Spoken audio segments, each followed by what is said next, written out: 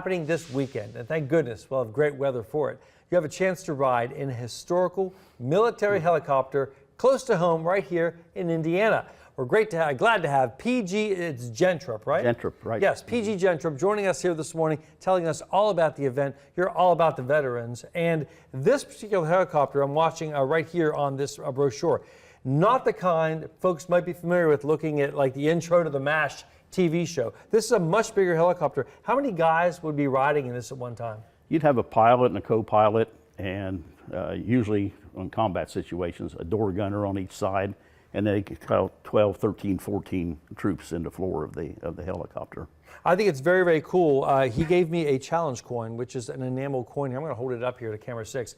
It is very, very cool. And that has you said he was 18 years and 3 days old. He was killed 3 days after his 18th birthday in Vietnam. Larry Dale Fogel, and I grew up with him, and he was a classmate of mine. Wow. And I give a lot of speeches at schools, and I always ask the seniors, how many of you are older than 18 years and 3 days? And a lot of hands go up, and I say, you've already outlived Larry.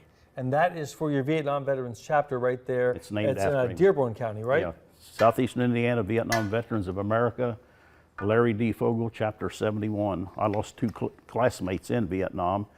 He and Larry and Tommy Denning. Tommy Denning, he was born June the 6th of 47. I was born 6 days later, June the 12th of 47. Oh my goodness. Grew up together. He always wanted to be a Marine, 19 years old. Killed March the 2nd, 1967. That is way too young to leave us. I'm going to hold this up right here again to camera 6 because this is the helicopter. You know, have you ever ridden in one of these? Have I ever? Yeah, you're giving rides in these. Right, so, yes, oh yeah. Are you strapped in with a big belt? I mean, I would be kind of... They'll strap you in. They'll make sure you're secure because you fly with the doors open. And when you're up there, it's pretty windy. How exhilarating was that the first time? How old were you when you first flew in one? First time I flew in one, I was 20 years old. Pretty exciting stuff for a kid out of Indiana flying in one of these whirlybirds. Still is exciting. I'm getting goosebumps thinking about it. And I always tell people, once you fly in a Huey, you'll want to do it again. It's something you'll never forget. And I highly recommend the parents and the grandparents, take your kids, take your grandkids down. Where's it all happening, by the way? Let's do so. At Aurora, and when? Aurora, Indiana. You just come down Highway 50, either way, turn on to Route 56 at Aurora. It takes you right down. You'll run right into the Ohio River if you don't make the turn. We don't want to do that. And you're heading toward Rising Sun on 56, and about a quarter of a mile down on the left, you'll see, this is Lesko Park, and you'll see this helicopter on this 16-foot pedestal. Wow. Now, it took us 2.5 years to get this helicopter. It's on permanent display. And the one that you fly in is called Columbus Huey, and it's coming out of Columbus, Indiana, and it's privately owned. Once you're a veteran, especially the Vietnam veterans, you never forget that thump, thump, thump sound of a Huey helicopter.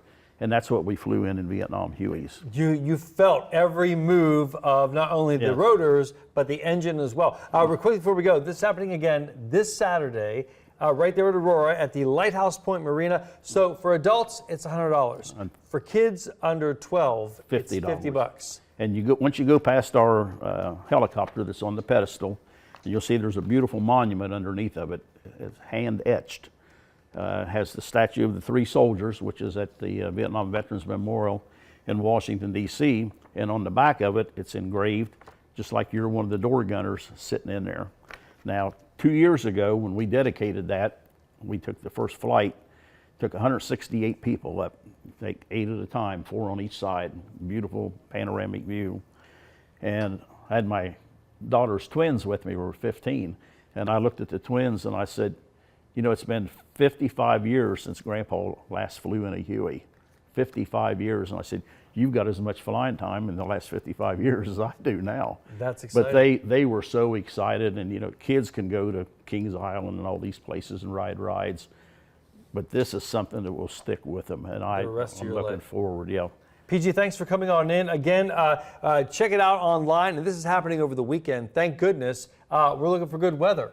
So get up in your Huey and have a good ride and get some great photos from high up in a Huey. And when you come down, you come on down to Rising Sun, we've got a Southeastern Indiana Veterans Museum in Rising Sun. It's an old Carnegie Library, and it's just full of memorabilia and uniforms. But the main thing this weekend is get out there and see that Huey. We'll get her done right there at the Lighthouse Point Marina. Hey, PG, thanks for coming on. We thank you for your service and all of our veterans. Absolutely, sir. Thank you. Thank you, and make sure you check it out.